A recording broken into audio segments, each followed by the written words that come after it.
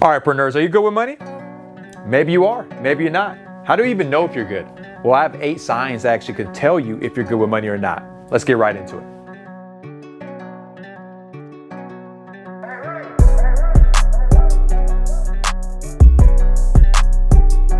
So welcome back, Preneurs. Today's conversation is about, are you good with money? Or maybe you're not. Well, let's kind of go through the list for you because we have 8 for you to kind of see if you have literally what it takes to be good with money. And these are things that I was not good at all with, right?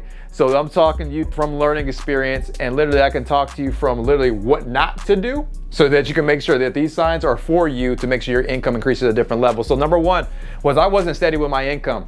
All right, literally that's number 1 for you. Are you good with your income? Is your income steady? Is it able to increase? Are you able to at least predict it? Okay, especially as an entrepreneur or a leader, and especially because you know that when you're dealing with things that you're offering a service or a product, your sales can go up or down, but are you able to have a formula or a system to predict it? When I was first-time entrepreneur, I had no clue what my income was going to be. It wasn't steady, but then we were able to create formulas and systems where it started becoming more predictable so we can handle our expenses as well. So that's number 1.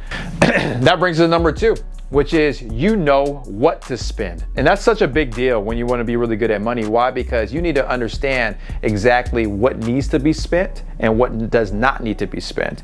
So what does that really mean for yourself? All right, when you're literally looking at, again, your balance sheet, all right, for some of us, that's just bank statements. And you're looking at that and saying, wow, did I need to spend money on this? Or was that something that was not something I needed to spend money on?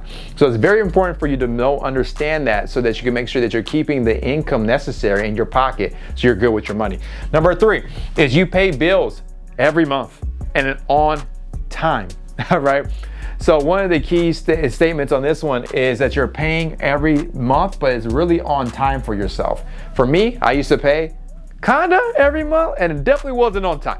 Okay, so because of that kind of affected me not to be good at money. But for those that are good at money, you say, you know what, I pay early. I don't wait until the day of or the next day for the grace period to come into effect. I'm gonna pay early so I'm always ahead of the game just in case there's variables I cannot control. Okay, so that's number 3. Number 4 is you buy what you want. Can you buy what you want?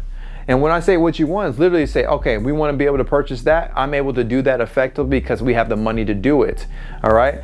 And I think that's very important, is that you can see if you're really good at money or not, if you can buy what you really want. Not just because you have an impulse, because you actually really want it and you need it, you can go get it. All right. Number 5 is planning for a major purchase.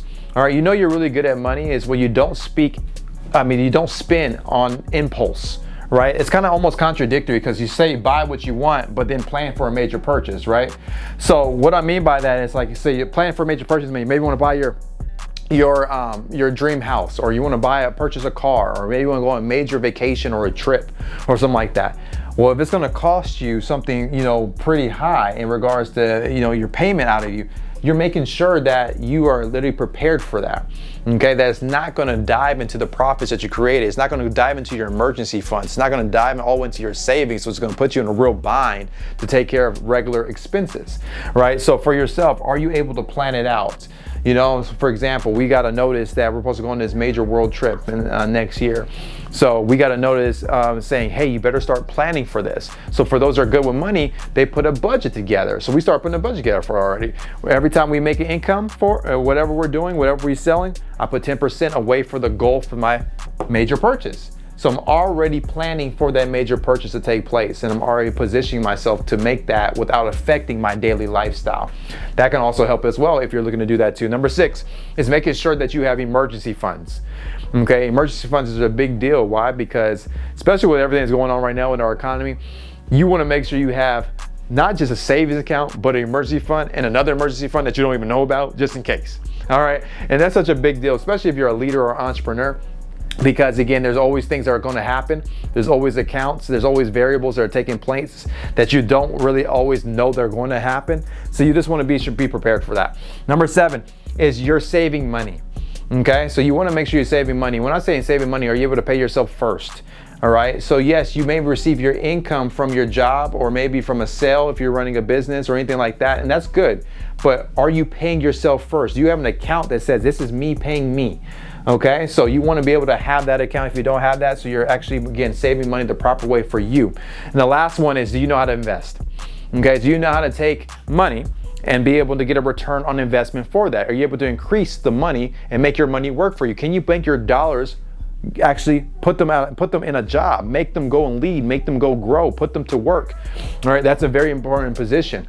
Why? Because if your money is not growing and it's just sitting, it's actually losing value and is losing money. So for yourself, do you have these 8 signs? Do you have these 8 points? Which ones did you not actually click off? Which ones did you click on? Did I miss anything that you might say, you know what, I would add maybe a number 9 or number 10 on this list? We would love to know that comment. And make sure again that you're increasing 1% daily so we can increase your profit, your passion, your purpose. Why? Because we want you to live your best Preneur life. We'll see you guys in the next video.